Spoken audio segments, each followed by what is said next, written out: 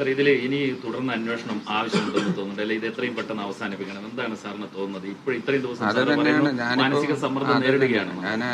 അത് മാത്രമല്ല എൻ്റെ അപേക്ഷ. കാരണം ഈ കഴിഞ്ഞ ഒരാഴ്ച ഞാൻ ഇതുവരെ ഇത്രയും ദിവസം ലീവ് എടുത്തില്ല.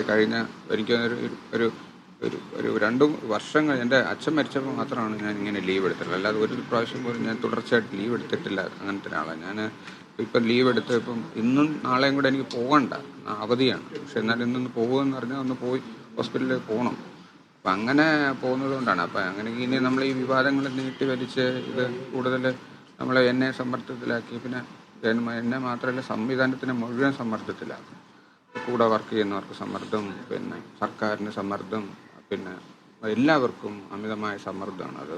പിന്നെ ജനങ്ങൾക്കും ഭയമായിരിക്കും ഡിപ്പാർട്ട്മെൻറ്റിലേക്ക് വരാൻ. അവിടെ എന്താണ് നടക്കുന്നത്, അവിടെ എന്തൊക്കെ പ്രശ്നങ്ങളുണ്ട്, അങ്ങോട്ട് പോകണ്ട എന്നൊക്കെ ഉള്ള രീതിയിലുള്ള പ്രശ്നങ്ങൾ അവർക്കും തോന്നും. അപ്പോൾ ഇത് കഴിയുന്നതും വേഗത്തിൽ ഈ പ്രശ്നങ്ങൾ നമ്മൾ സെറ്റിൽ ചെയ്ത് ഇത് വലിച്ചു നീട്ടാതെ എങ്ങനെങ്കിലും പോകുന്നതാണ് നല്ലത്. സാർ, ഈ ചികിത്സയിലിരിക്കെ ആരോഗ്യമന്ത്രി സാറിനെ വന്ന് സന്ദർശിച്ചു. എന്താണ് അവർ പറഞ്ഞത്? മാഡം വളരെ നമ്മൾ സമാധാനിപ്പിക്കുമായിരുന്നു. മാഡം മാത്രമല്ല, DMEയും ആശുപത്രിയിൽ വന്ന് കണ്ടു. ആശുപത്രിയിൽ വന്നു, മാഡവും DMEയും വന്നു കണ്ടു. അവർ വളരെ നമ്മൾ സമാധാനിപ്പിച്ചു. മാഡം കുറേ സമയം ഇരുന്നു. ഞാനും ആയിട്ട് സംസാരിച്ചു, എൻ്റെ വൈഫുമായിട്ട് സംസാരിച്ചു, വളരെ കുടുംബകാര്യങ്ങളെല്ലാം ചോദിച്ചു. നല്ല സന്തോഷമായിട്ടാണ് പിരിഞ്ഞത്.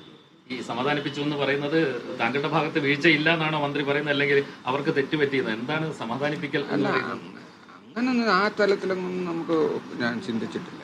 മുമ്പിലൊരാൾ വന്ന് നമ്മളെ സമാധാനിപ്പിക്കുന്നു, നമ്മൾ സമാധാനമായിട്ട് കഴിയുന്നു. അങ്ങനെ നമ്മൾ സാറിന് എന്തെങ്കിലും ഒരു ഉറപ്പ് അവർ തന്നിട്ടുണ്ട്? ഇനി ഇതിൽ അവിടെ വെച്ച് ഇങ്ങനെയുള്ള ഒരു കാര്യം ചർച്ച ചെയ്തില്ല.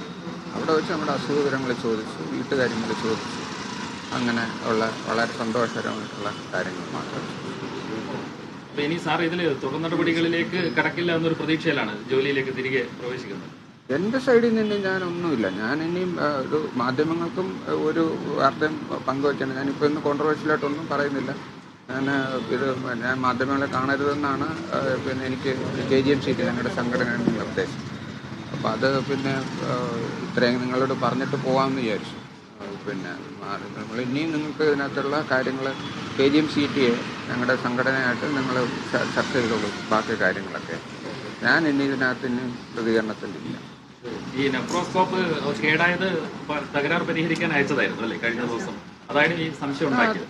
അത് സംശയമൊന്നുമില്ല. അത് നമ്മൾ നെഫ്രോസ്കോപ്പ് കേടാവും, നമ്മളത് പിന്നെ നമ്മൾ അതെങ്ങനെയെങ്കിലും റിപ്പയർ ചെയ്യാൻ പറ്റുമെന്ന് നമ്മൾ നോക്കും.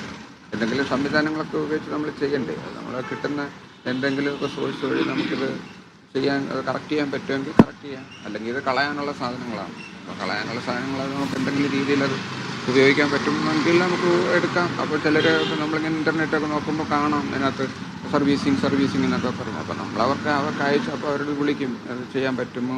അപ്പോൾ അവർ പറഞ്ഞ് അയച്ചു തരും. നമ്മൾ നോക്കിയിട്ട് പറയാം, നമ്മൾ അയച്ചു കൊടുക്കും. ഇങ്ങനെ പല സാധനങ്ങൾ നമ്മൾ ഇടയ്ക്കിടയ്ക്ക് അയച്ചു കൊടുക്കാറുണ്ട്. ചിലതൊക്കെ അപൂർവമായിട്ട് അവർ റിപ്പയർ ചെയ്ത് തരും. പിന്നെ ചിലതൊക്കെ ഈ മെഡിക്കൽ എക്യുപ്മെൻറ്റ്സ് ഇങ്ങനെയൊക്കെയുള്ള എൻഡോസ്കോപ്പുകളൊക്കെ റിപ്പയർ ചെയ്ത് കിട്ടാൻ പാടാണ്. അതിന് ഒരുപാട് ചിലവും ആവും. അപ്പോൾ അത് നോക്കിയിട്ട് അവർ തിരിച്ചയച്ചു തരാം. അത് പറ്റില്ല ഡോക്ടറെ എന്ന് പറഞ്ഞു.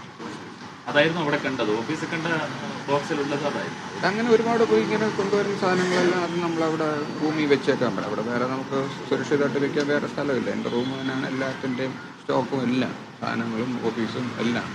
ഒരു കൊച്ചു റൂമുണ്ട്. ആ റൂമിനകത്താണ് നമ്മളെല്ലാ സാധനങ്ങളും കൊണ്ട് വെക്കുന്നതും പിന്നെ ആവശ്യാനുസരണം ഓപ്പറേഷൻ തിയേറ്ററിലേക്ക് അവർ എടുത്തുകൊണ്ട് പോകുന്നതും ഒക്കെ അവിടെ നിന്നാണ്.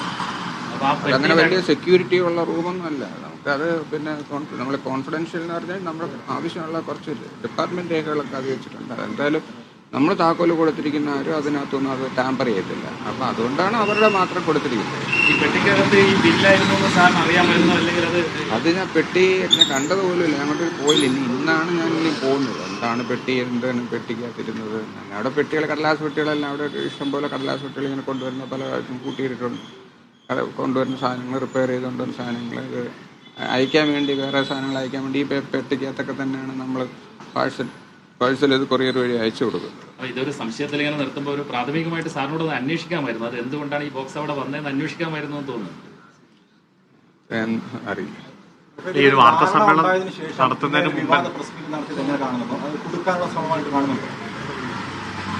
അതൊന്നും ഞാൻ ഇനി അതിനെപ്പറ്റി ഒരു അഭിപ്രായത്തിനില്ല. പിന്നെ നമ്മളത് നമുക്ക് KGM CTA സെക്രട്ടറി ആയിട്ട് നമ്മളത് ചോദിച്ചു. ഞാനതിലകത്ത് ആ വിവാദത്തിലേക്ക് കടക്കുന്നു.